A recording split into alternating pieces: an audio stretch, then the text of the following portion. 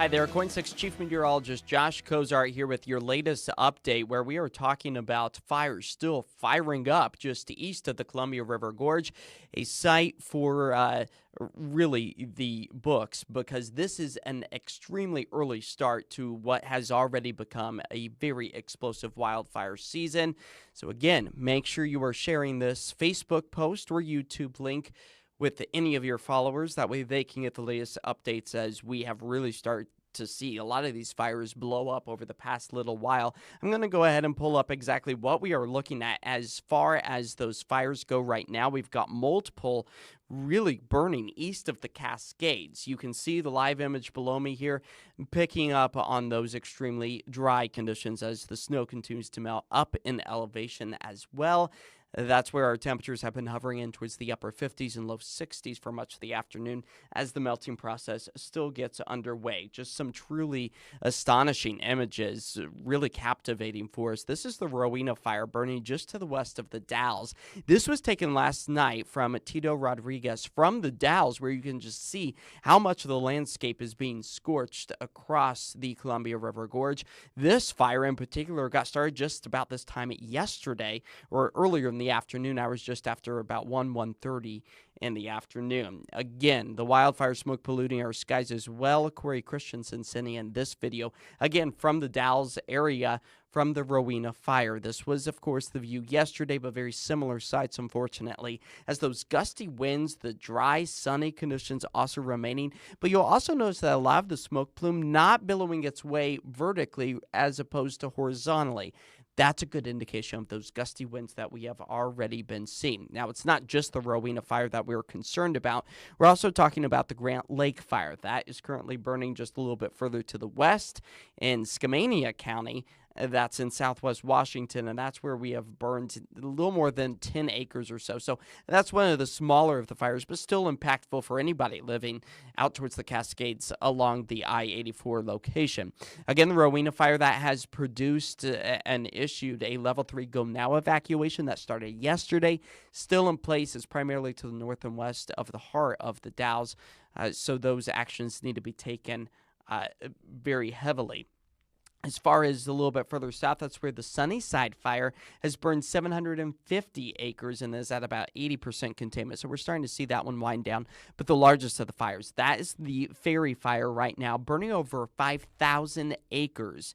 This one a little bit more of a remote area, but earlier today prompting a level 3 Go Now evacuation for the Sherman County area. Of course, we have the exact locations right now over at KOIN.com. It's right there on our homepage, so you can get the latest information on that. Just really seeing these fires spark up over the last little while, and our crews have been out there all day long tracking this, and I want to go ahead and toss things over to Joey Vaca from earlier today in our 6 o'clock newscast with the latest update and what he was able to see. Take a look.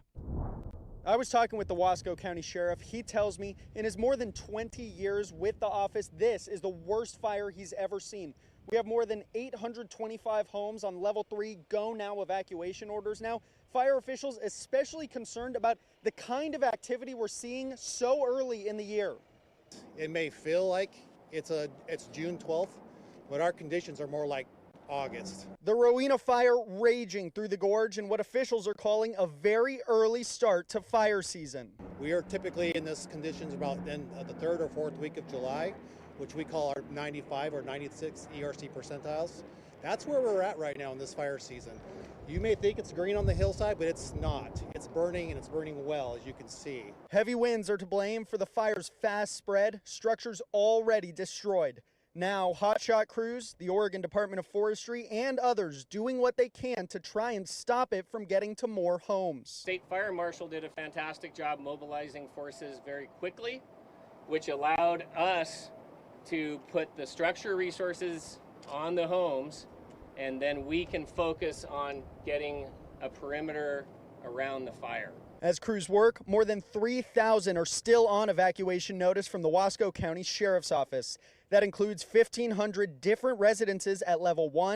There's more than 1,400 at level 2 ready to leave, and 825 in level 3 Go Now. ODF and the State Fire Marshal's Office are leading the investigation into the cause. For now, details are limited. Fire is under investigation at this point, and so our folks are working really hard on trying to determine the cause. Most likely human activity of some kind, but that's as far as we would narrow it at this point. Very much under investigation. As for those evacuation orders, the sheriff tells me he expects those to stay put as is for tonight, but crews still sounding the alarm about the late summer conditions we're seeing right now. And officials say when you look at the historic fire season we saw last year and the activity we're seeing right now, crews are bracing up for another very difficult fire season ahead. In the Dalles, Joey Vaca, KOIN 6 News. Thank you, Joey, for that report. Of course, this is becoming a very volatile situation and rapidly changing for us as those gusty winds still remain very potent across the eastern half of our state. It's all because of an onshore flow that's actually helping to drop temperatures through the I-5 corridor this afternoon. You may have noticed it feeling significantly cooler, temperatures into the mid-70s. That trend is helping to bring a lot of those cooler temperatures close to the surface. Then it's funneled through the Columbia River Gorge, and as it exits, it warms up, it speeds up, and it dries out as it moves from higher elevations down to lower elevations. And that's why we are still holding on to the current wind speeds out towards the Dalles at nearly 25 miles per hour. Again, helping to push those flames into new dry territory. And on top of that, the winds are already drying everything out even more. So we'll go ahead, zoom in, and give you a bit of a forecast of where we expect to see these winds go over the next little while. As far as the relative humidity value, so that's going to be in the black box with the percentage. Right now, we're at about 42%. That is up with our relative humidity compared to where we had been, say, just about an hour or 2 hours ago. But we are anticipating it to improve both with those wind speeds and also with the relative humidity value by about 5:30 this morning, seeing 83% humidity. Winds dropping back to about 15 miles per hour, still on the gustier side, comparatively speaking, to where we would like to see them. But time is going to be of the essence for fire crews to get the upper hand on this blaze. And many of our blazes burning out towards the east when the humidity's higher and when our winds are going to be slower. Because watch, as we put this back into motion, by the time we move our way into tomorrow afternoon, seeing those wind gusts near almost 40 miles per hour, again for the Dalles, as the relative humidity drops back to about 35%. So we desperately need to see the return of some calmer conditions to help not only the fight with the Rowena fire, but also the Grant Lake fire. That's going to be a trend that we need to continue to see, and even through the late evening hours, expecting it to really stay on the high end. As our fire weather danger, so this is a combination of the wind, the temperature, but then also the relative humidity value. And that's where Pendleton is moving back up to about a 4. Andrews also seeing just about the same, but we'll take a closer look at the Columbia River Gorge.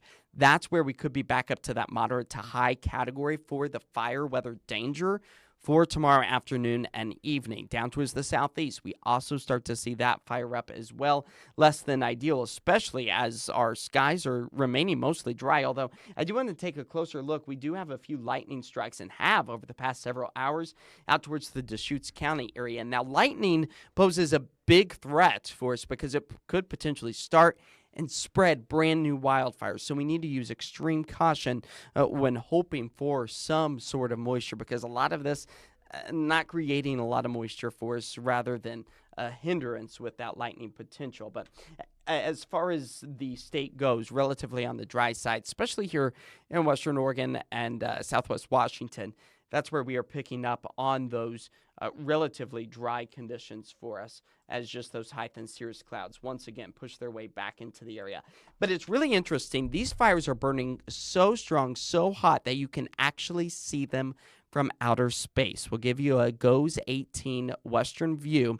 You can see some of the wildfire smoke pushing its way, but most of it is just that cloud coverage. I want to point out in particular the fairy fire. It's that just single dot of I'll take this full so you can actually see it in its entirety. But if I get my pointer here, I want to be able to point out and show you exactly where this is. And it's happening right there. You can see it. Just barely a soft glow. And that's a good indication of exactly where the biggest fire, again, over 5,000 acres for the Fairy Fire, now prompting a level 3 go now evacuation. Again, if you're just now joining us, you can find all of that information over at KOIN.com. But really an explosive past 24 hours for us as the hot and dry conditions continue to keep a tight grip. Again, just to look at those winds, I want to show you the Dalles in particular, a bit of a formal timestamp for us. We see those winds taper back tonight. That's good news. We want to see that as they fall close to about 15 to 20 miles per hour. But tomorrow afternoon, you'll notice they ramp back up again. And you can even see in the image below me live out towards Government Camp, some of those trees blowing in the breeze. Just really shows you that that's the start of the wind, and it only gets stronger from there as it moves its way closer to the Dalles. We've spoken about downsloping winds, in particular for us here in the valley. The same type of scenario was happening, but just on the east side of the Cascades now. That's where we are seeing those downsloping winds move up and over the high terrain. And as it descends, it warms up, it speeds up, and it dries out, creating the perfect storm for wildfires to start and spread rapidly. That's what we've already seen.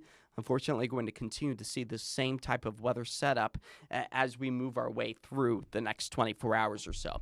Thankfully, air quality not necessarily impacted too significantly. You can see parts of south central, southeastern sections just to the northwest of Pendleton, one single moderate air quality, but we will be monitoring this extremely close as we have that potential for it to pollute our skies even more. Here's a bit of a surface smoke forecast for you. Again, all of it coming from that Rowena fire burning just to the west of the Dalles. So the Dalles air quality, less than ideal, of course, despite what some of our readings are. But we're going to continue to see all of this smoke push its way further off to the east, even through tomorrow afternoon and evening. We'll start to see that subside once fire crews get the upper hand on the fire. Now, the fire weather outlook does remain elevated for us as we move our way through the rest of the night tonight, and unfortunately it worsens for an extended part of our forecasting area, much of the I-84 corridor, so that's going to be the north-central regions of Oregon, south-central of Washington, and then also the elevated fire risk ramps up again for the southeast corner of our state as well. Now, I want to go ahead and really just kind of pinpoint the human aspect of this. These fires devastating abnormally early in the season for us, and I want to go ahead and bring in our very own Joelle Jones, who has a closer look at what some of the devastation has left behind from the Rowena fire and multiple fires burning through the Columbia River Gorge. Take a look. We're here in Rowena, just off of exit 76. It's been heartbreaking to watch as cars full of people approach the sheriff's office at that closure over there, tears in their eyes as they're asking to double back for items left behind and pets. You can see the air. This wind is really starting to kick up, moving that smoke around and creating quite a challenge for firefighters. And just take a look at the devastation. This is off of Highway 30, several homes and cars completely leveled by this fire. I spoke with one man who lost everything. I knew it was always a risk living in this area. There's always fires. Just kind of one of those, you never think it's going to happen to you. But very real, it does. Sifting through a pile of rubble where his home stood just days ago. Burnt metal, ash, and debris, all that's left of Nick Gritch's house of 5 years. He tells me he was visiting the coast with family when evacuation alerts began pouring in. I got a level 3 by the time I was in Cascade Locks, and by the time I hit Hood River, my neighbor called me and sent me pictures of what was going on. So it was fast. It was really fast. He is one of several people left picking up the pieces as the Rowena fire, fueled by high winds, continues to burn between Mosier and the Dalles. Utility crews working to repair melted power lines today as helicopters and planes drop water from above and fire crews battle the blaze on the ground. I'm more sad about the things I can't replace, the pictures, some of my son's artwork, but the rest of it's just stuff. You know, you can buy more stuff. We spoke with Nick as he saw what was left of his property for the first time. I'm sad about the missed opportunities of my son growing up here. It's great, had a park right across the street, boat ramp. I used to go fishing and catching lizards and gardening. And he's not alone. We personally counted at least 3 homes destroyed. The State Fire Marshal's office says OSP and the Wasco County Sheriff's Office are actively combing through the devastation to count the structures lost to the flames. We did everything we could to mitigate the fire danger, you know, but fires don't care. If I was here, it wouldn't have been any different. So I'm just glad everybody was safe. And again, this is an active fire zone. The Wasco County Sheriff's Office says they have had reports of people parking their cars along I-84 and other dangerous places and walking right into level 3 go now evacuation zones. They are urging people not to go inside these areas for their safety and for the safety of fire crews working on the ground to protect property at this moment. Of course, we will continue to track this very closely and bring you any updates on air and online at KOIN.com. Reporting in Rowena tonight, I'm Joelle Jones, KOIN 6 News. Just truly heartbreaking sights, unfortunately, coming in from much of our area. So our hearts go out to all of those folks who are being impacted by these fires. I think that it brings up a lot of emotion from the 2020 fires and even fires before then, and unfortunately fires that are likely still to come through this season, as we are now already in this thick of what seems to be wildfire season, earlier and earlier for us. It unfortunately is no surprise, especially when we were talking about Portland's long, dry stretch of weather, now over a week since we have seen measurable rainfall. It was back on June 4th of this year where we picked up on just a little bit more of 1/10 of an inch. Our rain deficit for the month also now growing to over 6/10 of an inch. We desperately need to see the return of some wet weather, and thankfully that will be in the cards. Of course, it's not the thunderstorm activity that we would like to see out towards Deschutes County, but nonetheless, a little bit of moisture may be coming to fruition with those. But they're not going to be making their way into places like the Willamette Valleys. Those high thin cirrus clouds remain. Temperatures now falling back into the 60s and 70s. Very little temperature change for us, at least for the western half of our states. But for the central and eastern, we have seen those temperatures down anywhere from 10 to 15 degrees from earlier today, as our cameras look like they have been disconnected. But again, the hazy skies still remain as our temperatures are expected to remain on the cooler side through the rest of this evening. Weather pattern really kind of falls apart as warmer air pushes its way further to the east, and then we are going to be picking up on a bit of a mild trend as we move our way into Friday before warm air pushes its way a little bit further off to the west as well. Our futurecast definitely demonstrating that we are holding on to a lot of that marine layer for the coastline, which is good news. That onshore flow that's kind of cutting through the Columbia River Gorge and eventually ending up on the other side of things where those fires are burning. But we do increase the cloud coverage for the western half of our area by the time we work our way into Saturday afternoon sunshine returns, and then that kind of begins our latest warming trend for us here across the Pacific Northwest. Tonight here in the city, falling back to about 49 degrees. Tomorrow, the coolest day of this week at 70, a stark difference compared to the record-breaking temperatures we felt just back on Sunday with highs in the mid-90s, even Monday starting off in the mid-90s, a much different, cooler picture for us here across the Portland, Vancouver metro area. Closer look at that 7-day forecast where we are really kind of seeing that cooling trend slow as we move our way into Father's Day Sunday. 80 degrees more sunshine, but there is a glimmer of hope, a chance for a few scattered showers by the time we work our way into Wednesday and Thursday. Unfortunately, these rain showers not likely to bring us back or push its way over the Cascades to reduce that wildfire potential, but hopefully it will cool temperatures enough, increase the relative humidity value at just the same. That way that potential starts to subside. That's going to do it for this KOIN Now special edition. On Facebook, YouTube, we will have the latest information right now at KOIN.com, or you can tune in on Portland's CW at 10 o'clock. And here, just starting now on KOIN Plus, is the Portland Pride Special, where you can join me sharing and celebrating Portland Pride Month in June. But again, the latest updates on all of the fire activity on KOIN 6 News tonight at 11.